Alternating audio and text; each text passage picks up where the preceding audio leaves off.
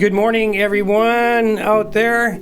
All the vocalizers and singers, welcome to the webinar. This is Virtual Voice Coach, and today we're going to be talking a lot about the app itself. I've had several users ask about better ways to utilize the app and how to best use it for them and for their voice type and for the issues they're facing with their voice, and it's different for everyone. So I thought we'd spend a little time going through the app and talk about some of the great features and how you can and best utilize it. This is the app as it would look when you open it up. Now I've created a blank profile just so we can test and I can show you how to set this up and how it will work for you. So when you get into the app, it will probably open here. This is where you would decide to get involved with Virtual Voice Coach. This shows all the features. These are all the plans. You can decide which one. Remember, everyone has a 7-day free trial, and there is no obligation to keep that. You can cancel at any time. Here's some of the FAQs, etc., etc. Tony just joined us. Welcome. Welcome. Is that Pascal there too? Good to see you. Once you're in, you can go in and change all the properties of your profile. You can change your image. This is where you'll see your account history, and as you can see, there's nothing in this one. It's blank at the moment. Your current activity completion streak, total activities completed, etc., etc. If you have any questions or concerns regarding your app, you can click on the support tab right here. You can contact customer support and read a bunch of other fine print information. Always great to see the fine print. Once you're in here now, you go to the Sessions tab.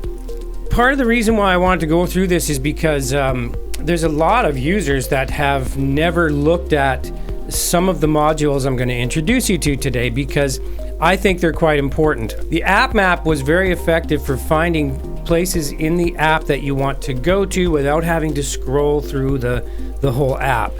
And ironically, when you go back to any part of the app now, you don't really need to go to the app map. If you just want to do a quick search, you can go up here to the little magnifying glass, and you can search, let's say, warm up, and let's see what we get. Look at this. There's warm-up routines in every one of these routines, and then there's the warm-up and cool-down section right here, so you can go directly to it, which is really good. Now, the beautiful thing about that is you'll never have to worry about looking for something, but it's really important, I think, to familiarize yourself with the app.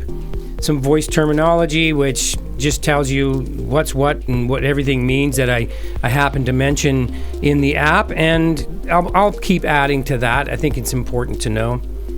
And this section here, I think this is the one that you really need to go. If this is your first time using the app, go through this section. We're going to learn the areas of concentration, the things you have total control over as a singer, and how you can control that, what control you have over that, and then how the habits you create in each of your concentrations affects the other concentrations.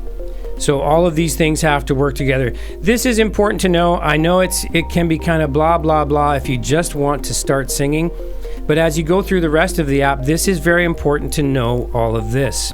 And then we've created this great little question and answer thing at the end if you want to test your retainability of the information. So this section, how the voice works, is very important. So what I'm going to do, because I know this is a very important section, I'm going to go up here to the top and I'm going to hit the little star. And now I have saved this content as my favorite. So when I go back into my profile, look, favorites, look, areas of concentration, how that voice works. So very, very important. And then if I go to my activity history, look, still nothing to show because I haven't dove into any of those sessions. So when we go back here, we'll go to the how the voice works section, and I'm going to go through, I'm going to watch something, I'll click on a few things, and when I'm done this section, I will hit complete. Great job, look at me go. So I've finished that up. Now when I go into my profile section, my activity history, areas of concentration, just a few seconds ago. So there you have it. And then all these things will start to tick and show you how much time you've actually spent in here. Which, I mean, I think this, for the most part, if this was a fitness app, this would be really good. But because it's not really about how much time you spend, it's how effective the time you spend is. Okay, so getting back to what I think is important, how the voice works, and then vocal registers is another one that's fairly important. It very much explains the vocal registers from vocal fry to falsetto, and it's not in depth. We don't want to get too bogged down, but it's good for you to understand what's happening here. And then I do some demonstrations on how to shape those vocal registers, and this becomes very important when you start to use your voice, especially if you're new, you're first timer, or you're just starting to play with the art and science of singing. Then once you have a better understanding of what the voice is or isn't, keep in mind this is information I've curated over many years, so don't think that it's you're just going to retain all this on the first time through. Go back to it, go through it again and again and again, and things will start to come on. The light bulbs will come on. You'll have your aha moments. I still do after all these years. Then you want to determine what your voice type is. So you'll click here on this. These are basically industry standard. A voice type tends to. What your voice tends to do as you try to go from your bottom voice, chest voice, to your top voice, head voice. So we have all these different voice types. I just sort of explain them what they are in here. And then what you're going to do is you're going to select, for higher singers or female singers, you're going to use the female, and lower male singers are going to use the male. And you're going to do your own vocal analysis. This will determine what type of voice type you have today at this moment, and that's going to fluctuate. That's going to change all the time, especially at the beginning of your training and development. It's going to be a moving target. So you go through this, and this will tell you, what kind of voice type you are. And then once you have an idea of what kind of voice type you are, you're going to go into, I'd go into these voice tools here. I'd start with the vocal warm-up. And each one of these workouts, by the way, when you look at the female voices, these are all the workouts. This is for someone with a no chest voice, voice type, pulled chest, flipped voice, and then of course a blended voice. Now, blended voice is someone who has a good mix. They can go from bottom voice to top voice with no strain or disconnect. Let's back up. Vocal analysis, you kind of get a handle on what your voice type is. It's recommended to do a vocal warm-up. Takes about 5, 10, 15 minutes depending on what's going on with you. And then you go into your workout. So if you're a flipped voice, your voice tends when you sing. This is going to be the workout for you. There's 2 routines, routine 1 and routine 2. There's the lovely Carson Dodd who will demonstrate. As I work her, you can see how she responds to some of the exercises. And then when you go to do this, you can sing along with her, or you can use the audio track and do it yourself. Go through all the exercises, try to digest them as best you can, and then you'll be able to move forward. Now, keeping in mind that your tends to and your voice type is a bit of a moving target.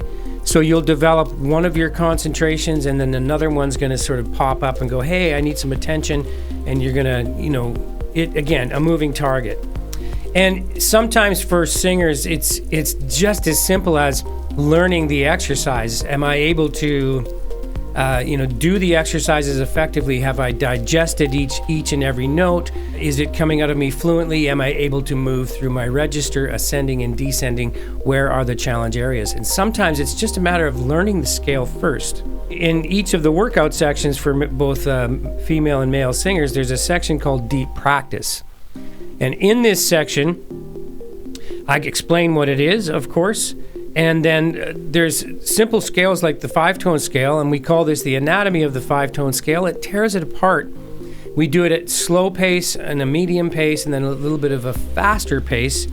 And these ones actually have the piano that you can see. So when you play the scale, You can see the notes, you can see the movement, you can follow along. And I know it seems at this point very slow, but when you work this, you're going to, again, digest every note. Every note has the same connection, the same weight, and then eventually you're able to do it faster.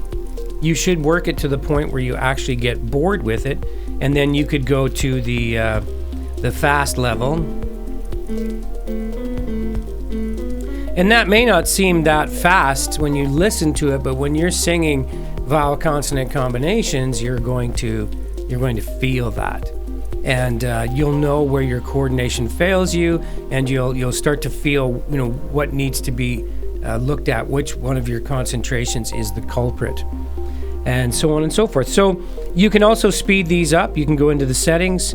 Playback speed right now is normal. You can speed it up a little bit on the video, and right here on the 1X, you can click on that and change your playback speed on the audio tracks as well. So these are all really good, useful tools, and this is in every area. So let's go in deep practice. We're going to favorite that one because that should be done. And then we have the male section up here with this, pretty much the same thing, but the scales are designed at a lower key to accommodate male voices or lower voices. Then we have some voice building tools, riff and run, some hacks and ideas, vocal health. I'll keep adding to these as time goes on. And then this is also I like this feature. There's a lot of app users out there that actually train with me privately online. So this one they don't really need because we get together. If you're just someone who's using the app and you're not sure, or you're a little shy, or you don't know if you're doing the exercise correctly, just send me. You click on this tab here and it gives you the instructions on how to create a short little video of the challenge area, whether that's in exercise or in song. And then you email that to me or send me a link to a unlisted YouTube channel, and then I will watch your little challenge and I'll respond in video with a prescription remedy, a prescription of exercise to help you get on track with your voice, right?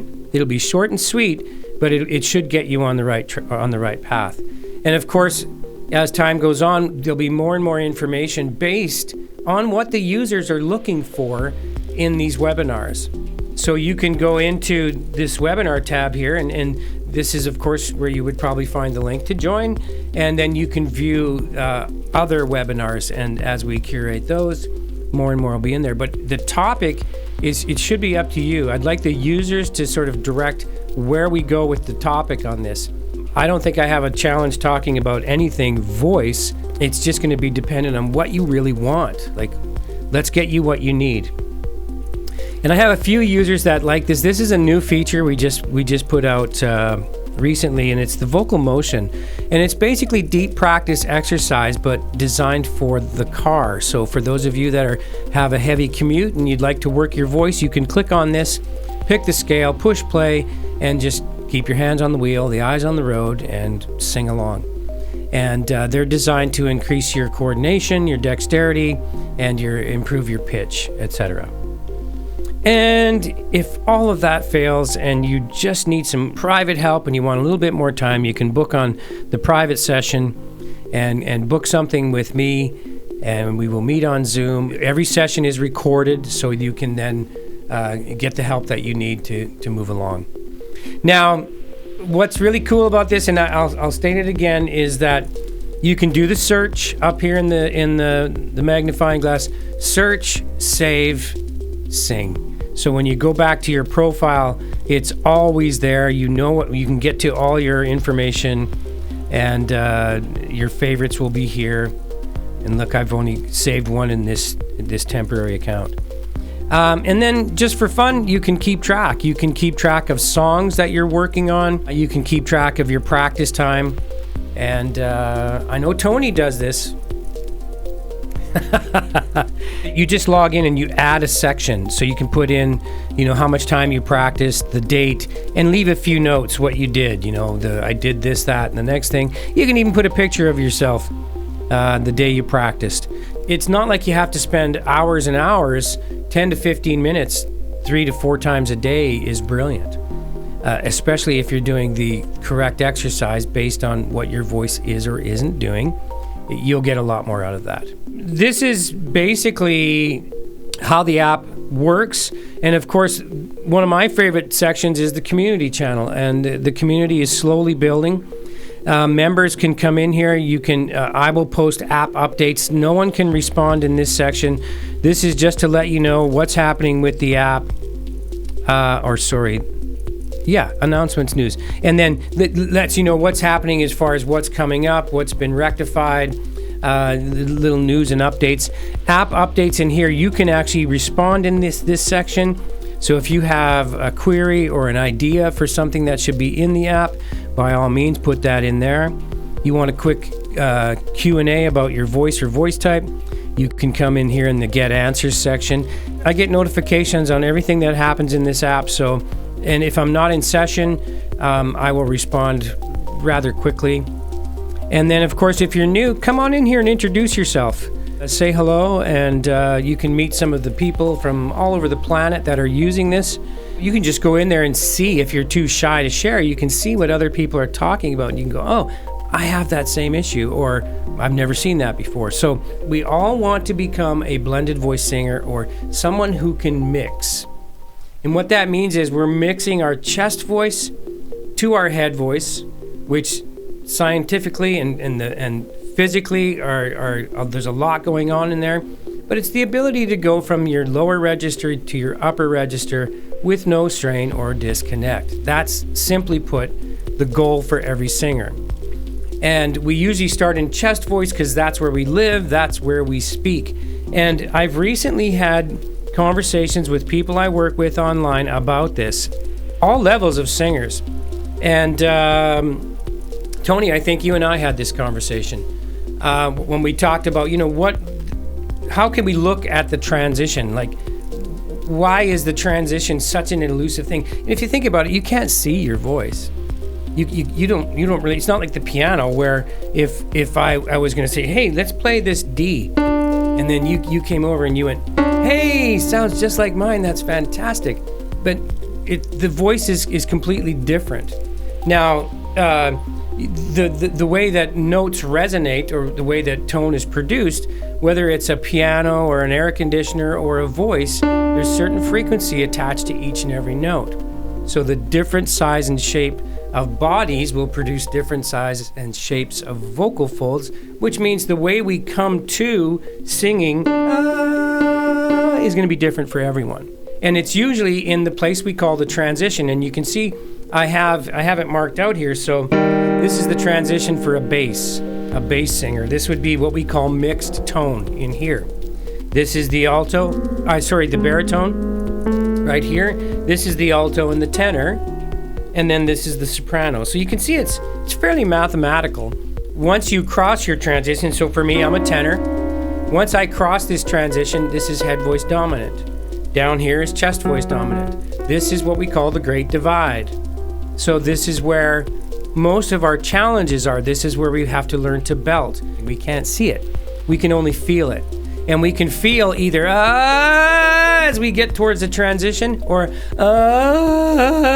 we feel it letting go on us, or we feel the pull or the strain, or we feel nothing at all, just blending, which is the goal. So the transition, a place you can't see, but you sure feel it, right?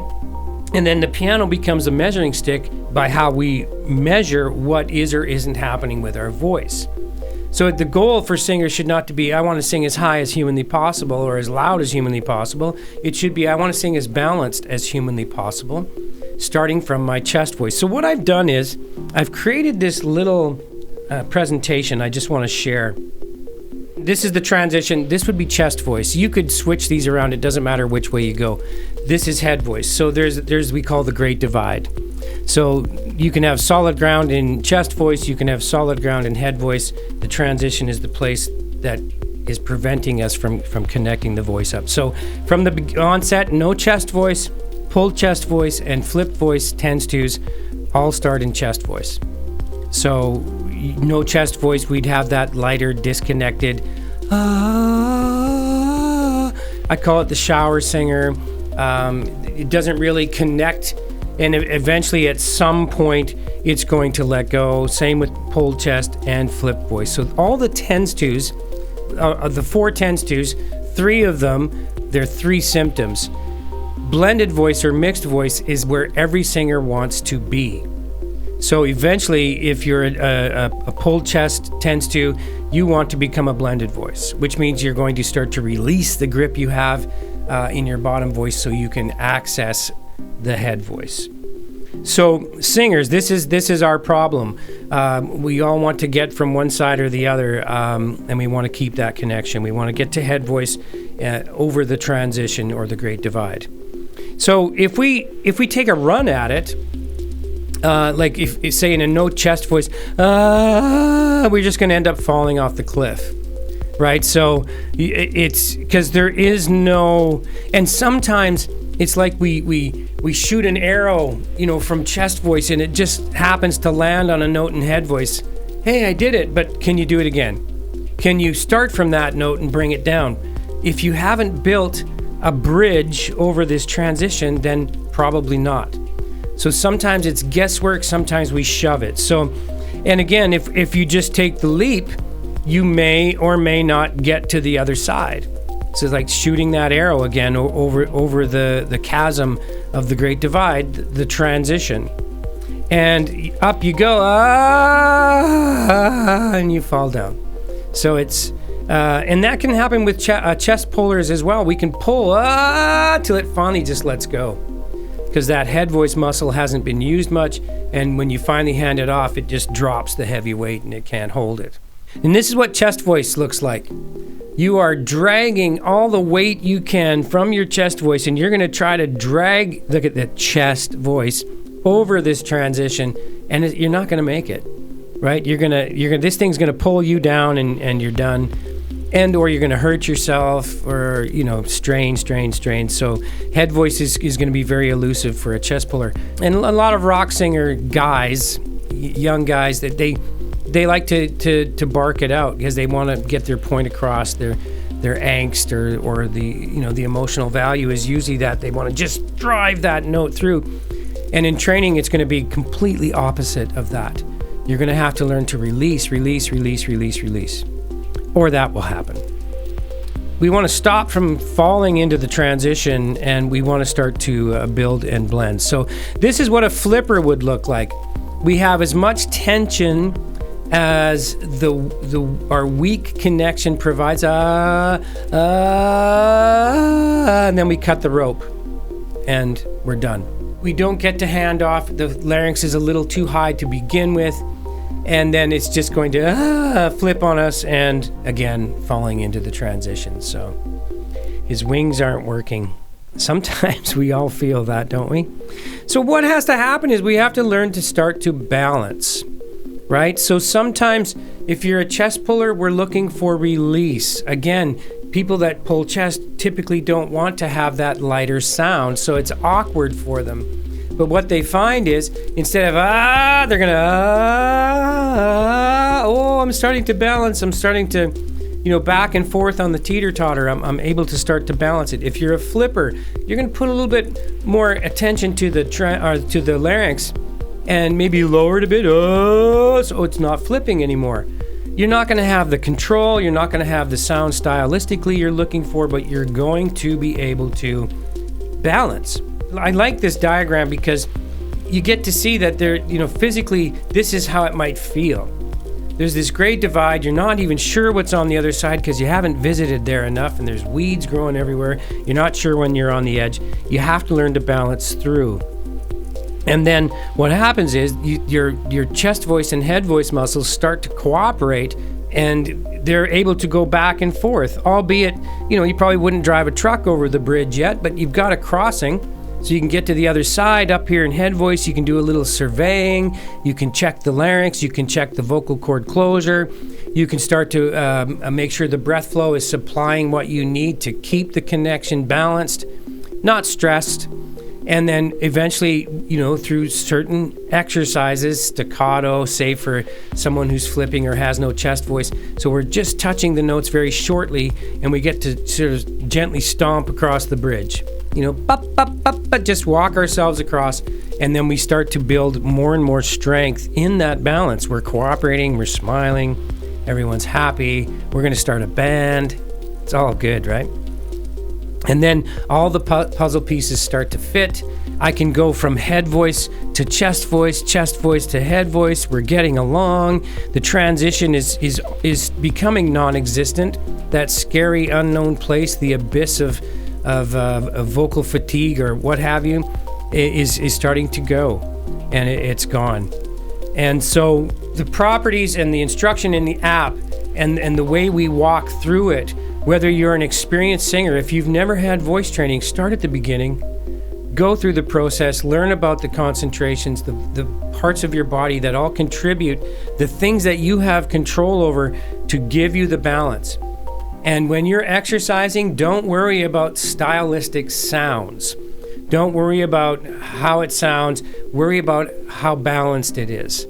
And I know I say this like a broken record repeatedly: no strain, no disconnect. You just want to have a balanced approach so that you can build the bridge and put more weight on it and more weight on it and more weight on it. And it's like resistance. Like when you build your muscles, you keep the same form and you move the weight, right? So it's the same form every time. You keep the form and you put enough weight on that you make something happen here. In the case of building a bicep, it's actually ripping and tearing, and then you rest and it rebuilds. You eat your proteins and all that. But with the voice, the little tiny muscles of the vocal cord system, we don't want to hurt the muscles. We want to engage the muscles and then rest. Engage and rest, engage and rest, and engage and rest. Different levels of resistance, so that the cord closure and the cords coming together and resisting that vertical breath, which when the vocal cords close, then we have breath pressure, et cetera, et cetera, et cetera. So you're building a resistance, if you will, that enables you to connect, typically from chest voice, because that's where we speak, over the transition into head voice where things are different. So we want to keep that balance, right? And then the goal for all of us is to become blended voice singers. And as soon as you're able to blend, this is what happens. We get new growth. We don't really feel the great divide as much or as often. And we're able then to start navigating our voices in the working part of our vocal registers, right? Again, using the piano as a measuring stick. It's not about how high or how low you can sing. It's about how balanced you are. Because when you build that bridge, then you can start to stylize. Then you can start to, experiment with your voice and the emotional value that feeds the lyrical content that enables you to do what you do. You can only sing as high or as loud or as long as your vocal cords can comfortably resist the breath required at whatever point in the register through whatever vowel consonant combination on whatever emotional value. Happy, mad, glad, sad. And that's the long and the short of it, the simply complicated part. So if you're not building your voice and you're trying to stylize, you're going to develop habits that are no good. And it's going to start to create a chain of events and challenges in your voice that you're going to have to overcome by going back and rewiring how your brain works. And if you can go to there's another webinar on here on muscle memory. And it goes through why we do what we do and how we set up good habits to build the voice where we want it to go, right? So then, what happens is when you build that bridge, we've got happy singers, who are able to go ascending and descending on their pitches, and everyone's happy and dancing. And the goal for every singer is to become a blended voice singer. So that's the bullseye. And the target is moving. It's a moving target that you're not always going to get, and it sometimes it's going to feel like a real struggle, and other times it's going to feel like, hey, I've got this. So I encourage you, if you've just started using the app, go through it again. Go through the first few modules and sort of reintroduce yourself to the things that you're focusing on. Because all of these things need to become secure muscle memory so it can be subconscious and you don't have to think about it. And when it comes time to sing songs, then, because we're going to go from exercise into song, there's another great divide between practice and actual performance, and how we approach that mentally and physically as singers. You need to really set yourself up to become an excellent exerciser so that you can perfect your practice, and then you can really start to sing the way you want to sing as you know, the shower singer, the weekend performer, you know, someone on the road touring. It's really no different. The size of your audience is only going to affect your adrenaline, really. That's really what it comes down to. So I can go into the app and I can see who's been to what section of the app. And I think I even say at the beginning, you know, I know you're excited, you want to get in there and get singing, but please take the time to watch those first few modules, because that's really what sets you up mentally and physically to begin rehabituating your voice, to accept what needs to happen to overcome whatever your transition is. And you, again, might be a blended singer, but you might not be able to take much weight. So you can't get to big notes, whether higher or louder, more aggressive. Or it could be the other way around. You really have to, you seem like you have to force it to stay blended. And that's not good either. So you really have to figure out, you know, what's happening with your voice. Get some understanding on it. Ask the questions. Reach out to me. You have to learn how to sing for yourself, and you don't have to do it alone. I'll be here and I'll get your back. And I do have a special guest coming up in the near future. I've got I don't know if I should make this announcement now, but I got a friend of mine from Nashville, Shane Adams, who is also an instructor at Berklee in New York. And he's written a book. He's a producer. He's a fabulous pianist. He's a Grammy-nominated songwriter, and he's going to be a guest. He's going to help or give us some insight on how to set up our little spaces around the world. You know, whether that's through a computer or a little camera, how to set up your software and be able to do things. Because let's face it, a lot of stuff is online now. And then we may even get into working on how to set up your DAW. You know, so you can do home recordings and how you can do that in the most simplistic way, or how you might want to do that on a more professional level. So these are the things we've got coming up. And I thank you all for sharing in the magic with me today. And we'll see you soon.